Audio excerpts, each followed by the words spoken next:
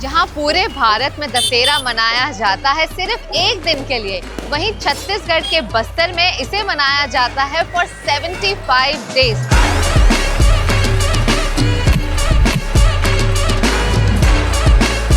सात और राज्य से घिरा हुआ, लेकिन फिर भी अपना अलग ही चार्म।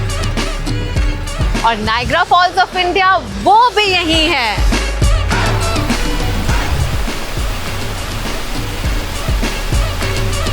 इस मंदिर पे मामा और भांजा एक साथ नहीं आ सकते। छत्तीसगढ़ के बस्तर में आप सभी का स्वागत है।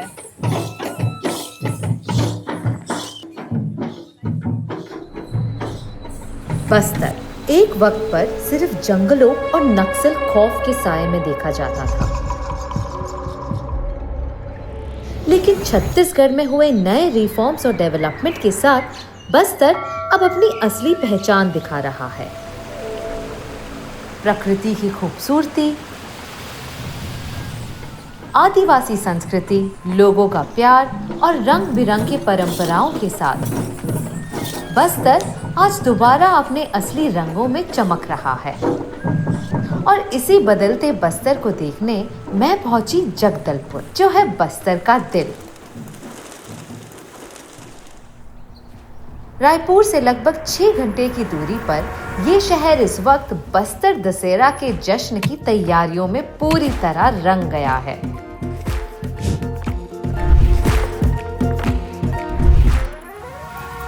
और इस दशहरे में रावण से कोई लेना देना नहीं। यहाँ दशहरे का मतलब है मां दंतेश्वरी की आराधना। कहा जाता है कि मां सती का एक दांत बस्तर के दंतेवाड़ा में गिर गया था। तब से इसे 52 शक्तिपीठों में से एक का सम्मान दिया गया है और मां को दंतेश्वरी के नाम से पूजा जाता है। बस्तर दशहरा का पूरा त्योहार मां दंतेश्वरी के आशीर्वाद के लिए है और पूरे शहर में दशहरा का जश्न रथ यात्रा से मनाया जाता है।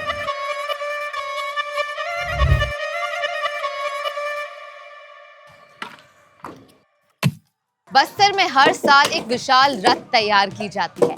अगर एक साल बनती है 8 पहियों की रथ, तो दूसरे साल बनती है 4 पहियों की रथ। और ये रथ यहीं के कारीगर जो लोकल्स है अपने हाथों से ट्रेडिशनल औजार से इस रथ को तैयार करते हैं। हम लोग तो यहाँ 150 लोग हैं और 2 गांव का है, झार उमर गांव और बेड़ा उमर गांव। 15-16 दिन में बन सकता है और बड़ा वाला हो जाए ना, वो 8 चक्का वाला हो जाएगा, वो 26 दिन 25 दिन लगता है। तो हमारी बाप दादा भी तो हाथ में काटता था, उसने टाइम से कहाँ का मिल था। ये माँ का सेवा है हमारा, और सेवा के लिए हम लोग नहीं बोलते। दादा परदादा चला गया, हम भी जाएंगे तो हमारा बच्चा आएगा।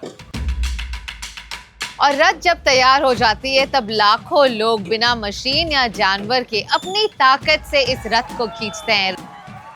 एक कन्या छोटे से कांटों के झूले में बैठती हैं, उसके बाद वो जब परमिशन देती हैं उसके बाद स्टार्ट होती हैं।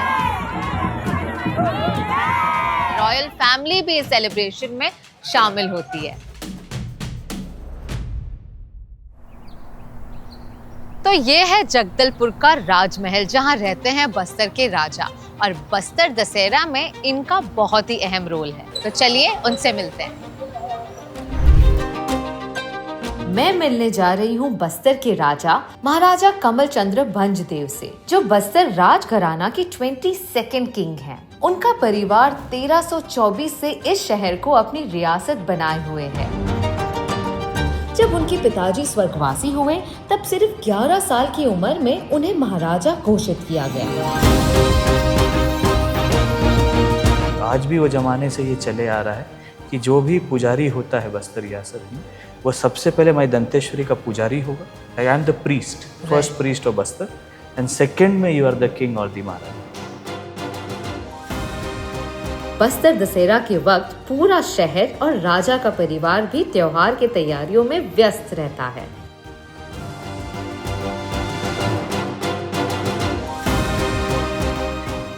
बस्तर दशहरा एक अपने आप में बहुत ही बड़ा समागम है। अगर बस्तर राजाओं ने उस समय जगन्नाथ प्रभु के आशीर्वाद से हमें रथपति की उपाधि मिली, there is nothing to do with Ravana here. जैसे रथ जगन्नाथ प्रभु का बनता है उसी तरीके से रथ बस्तर में भी बनता है, जिसमें कि किसी तरीके का मॉडर्न इक्विपमेंट्स नहीं यूज़ किए जाते। और जब भी कुछ काम चालू होता है सबसे पहले राजा से परमिशन लेने जाए, इसको राज्य आज्ञा बुलाते हैं यहाँ पे। और ये परंपरा विश्व का सबसे पुराना चलने वाला दशहरा जो कि 75 दिनों तक चलता है। एक समुदाय है जिसको हम लोग बुलाते हैं माड़िया, वो किलेपाल क्षेत्र से आते हैं, उनको छोड़ दिया गया या उनको निगलेक्ट कर दिया गया कि उनको इन्वॉल्व नहीं किया गया, तो उन्होंने यहाँ से रथ चुरा के ले गए। तो राजा ने बोला गलती तो मेरी। तो राजा ने बोला ठीक है मेरा पनिशमेंट क्या है? तो बोले आप पूरे वेशभूषा में, आप दंतेश्वरी माई के पुजारी हैं, आप पूजा पाठ करते हैं, मगर आप मेरे कुटिया में, जो कुटिया हम बनाएंगे, आपको उस कुटिया में राजाशाही कपड़े पहन के आने हैं, पूरा राजाशाही शान शौकत के साथ, मगर ज़मीन में बैठ के पत्तों के साथ दोने में आप खीर बनाएंगे और दोने में ही खाएंगे, प्रजा के साथ। प्रजा के साथ और सब पुजारियों के साथ।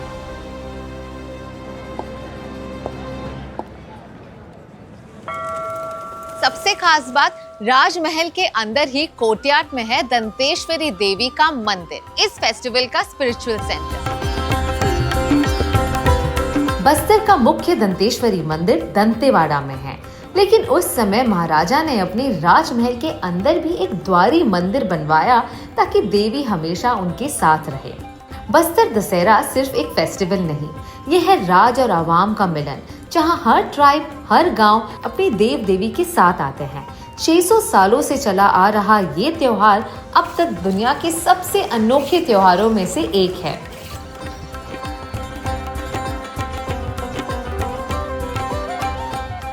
तो अगर इंडिया का सबसे लंबा दशहरा का त्योहार देखना है तो जगदलपुर आना पड़ेगा, क्योंकि ऐसा त्योहार ना आपको इंडिया में कहीं और देखने मिलेगा ना दुनिया में।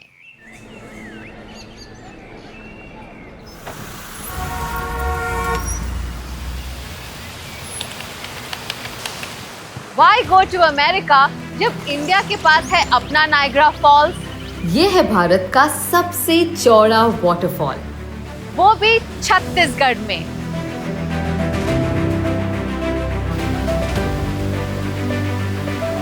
इसकी शुरुआत होती है उड़ीसा के पहाड़ियों से, जहाँ से इंद्रावती निकलती है और बस्तर के चित्रकूट से गुजरकर संगम होता है गोदावरी में। यहाँ आप नीचे एक ट्रैक से उतरकर बोटिंग एंजॉय कर सकते हो, बिल्कुल झरनों के बीचों बीच। ये वाटरफॉल है 90 फीट ऊंचा और 1000 फीट चौड़ा। बस्तर में सचमुच स्वर्ग बसता है। बारिश के दिनों में यहाँ ब्राउन पानी बहता है, पर वही सर्दियों में बिल्कुल मिल्की वाइट। एक ही वाटरफॉल पर दो रूप।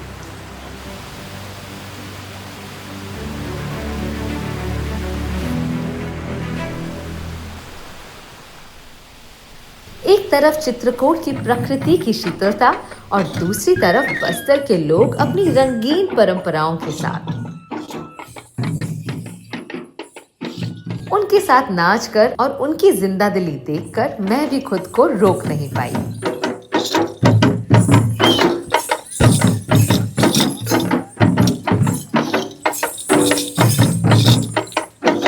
दादी के समय से नाच जा रहे हम लोग भी, उन लोग क्या देख देख हम भी सीखे हैं, हम भी नाचते जा रहे हैं। ये तो गौर सिंह है, पहले था अभी नहीं है। पहले चावल लेके शिकार करने जाते थे, और ये ऊपर का क्या ढोंगा चिड़िया का वो पंख बोलते हैं, और मुर्गा का है, और वो वाला थोड़ा वो ढोंगा चिड़िया के नीचे है वो वाला मोर का है, और ये पेड़ का है, इधर बकरा का चाल है, इधर गाय का या बैल का समझ है ना। ये भी बैल का ही रस्सी बना चाहे शांत है। घुंघरू है, हमारा आदिवासी का भाषा में मुया बोलते हैं।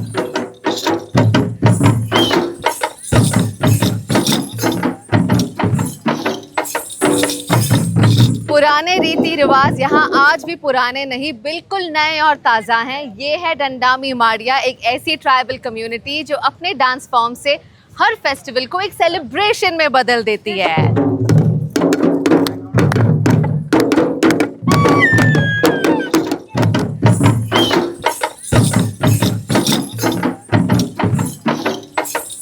ये सेलिब्रेशन नेचर और कल्चर का ऐसा लगा जैसे पूरा बस्तर एक साथ जी रहा हो।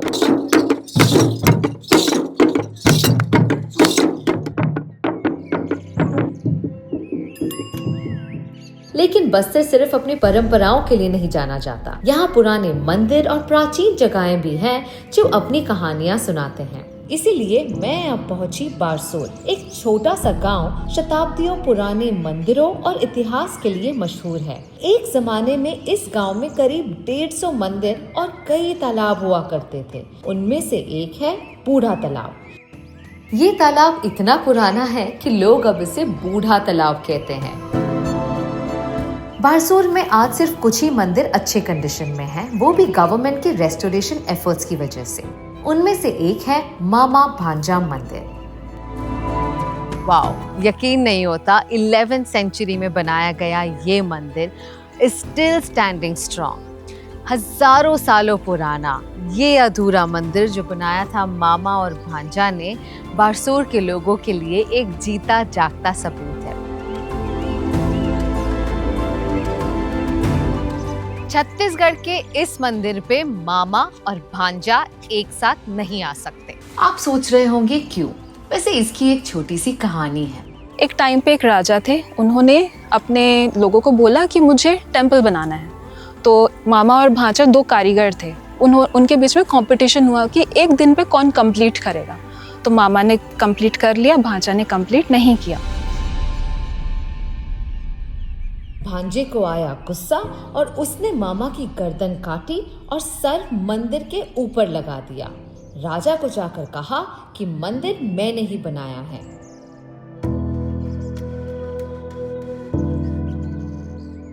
मैंने बना लिया बोल के राजा को जाकर जूठा इल्जाम लगा दिया। बादशाह मामा बना लेता है, भांजा बना नहीं पाता है, और जो लगा हुआ है मामा का सिर है। तो अभी मामा और भांजा आ सकते हैं इस मंदिर में? आते हैं, दर्शन नहीं करते हैं एक साथ, आगे पीछे करते हैं।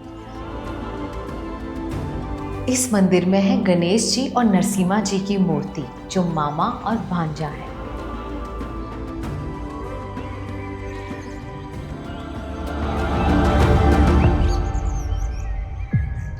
बारसूर के मंदिर अपनी कहानियों के लिए मशहूर है, जैसे ट्विन गणेशा टेम्पल, जहां येलो सैंडस्टोन से बनी भारत की तीसरी सबसे बड़ी गणेश मूर्तियां स्थापित है।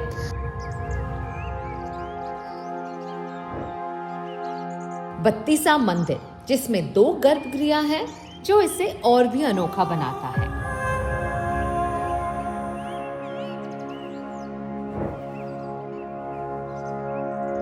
साथ ही है चंद्रदित्य मंदिर, जिसके आउटर वॉल्स पर बनी है इरोटिक मूर्तियां और इसे खजुराहो ऑफ बस्तर भी कहा जाता है।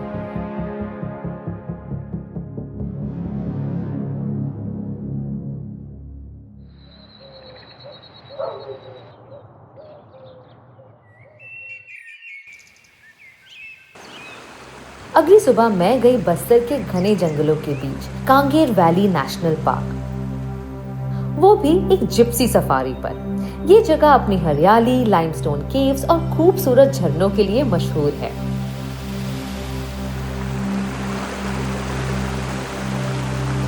ये है कांगेर वैली नेशनल पार्क का सबसे famous spot, Tirathgarh waterfall.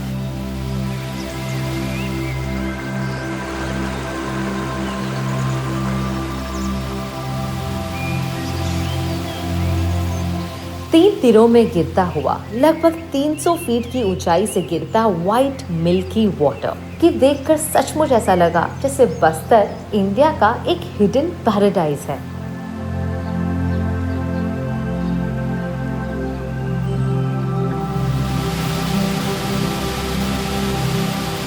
Bastar के हर मोड़ पर मिलेगा एक नया झरना। कुएमारी वाटरफॉल केशकाल और मुत्ते खड़का वाटरफॉल भी बहुत खूबसूरत है, जहां आपको एक अलग ही शांति और सुकून का एहसास होगा।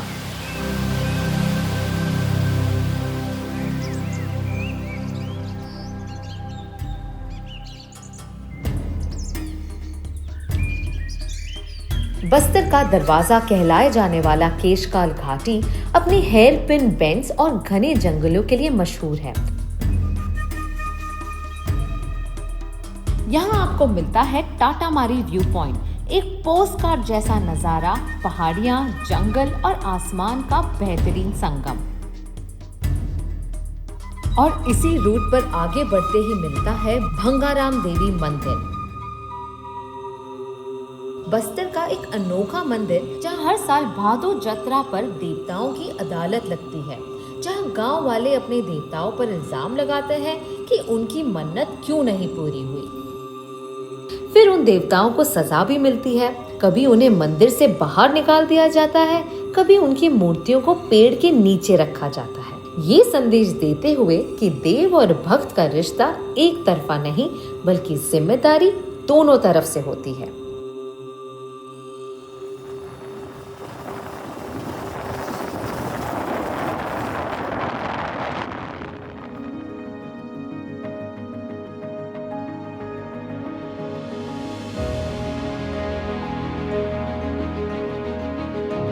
रायपुर और जगदलपुर के बीचों बीच है कांकेर, जिसे गेटवे टू बस्तर भी कहते हैं, और यहीं का सबसे ऊंचा पहाड़ है गड़िया पहाड़, जिसे यहाँ के लोग क्राउन ऑफ कांकेर कहते हैं।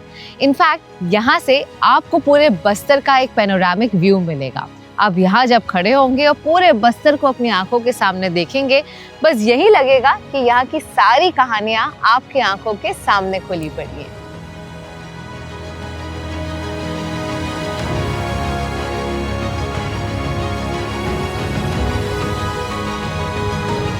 दसवीं शताब्दी में यहाँ पर धर्मदेव आए थे। उन्होंने कांकेर में यहाँ पर सबसे पहले अपना राज्य बसाया, और ये जो कांकेर में गड़िया पहाड़ है, इसके ऊपर ही उनका अलग अलग जगह पर उन्होंने अपना रहने का निवास बनाया। लेकिन यहाँ पर एक कहानी है कि उनकी दो बेटी थी, सोनैया एंड रूपई, जिसके नाम पर ये जो तालाब है अभी देखेंगे, वहाँ पर उन दोनों की मृत्यु हो गई थी पानी में डूबने से। तो उन्होंने फिर इस जगह को छोड़ के और वो यहाँ से चले गए थे, लेकिन ऊपर फिर वो वापस नहीं आए कभी, क्योंकि उनका मानना ये था कि उनकी बेटियों का यहाँ पर जिस भी तरीके से मृत्यु हुई, तो वो यहाँ पर इस जगह को दोबारा से नहीं अपनाएंगे। और इसी राजा की वेलबींग के लिए पास की गुफा में जोगी नाम की साधु तपस्या करते थे, और इसी वजह से इस गुफा का नाम पड़ा जोगी गुफा। वॉर के समय ये गुफा राजा का रेफ्यूजी शेल्टर भी रहा है।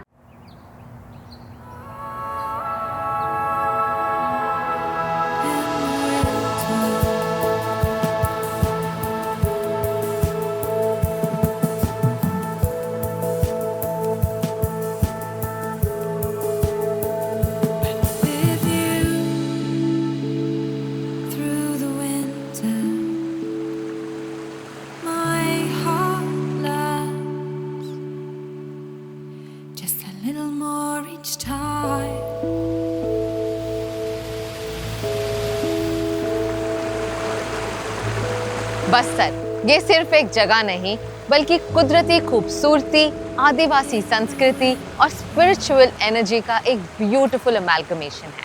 सब कुछ यहाँ इतना रॉ और इतना अनटच्ड है कि आपको लगेगा आप असली भारत से मिल रहे हैं। मैं बस यही कहना चाहूँगी कि मेरे लिए ये एक लाइफ चेंजिंग एक्सपीरियंस रहा है।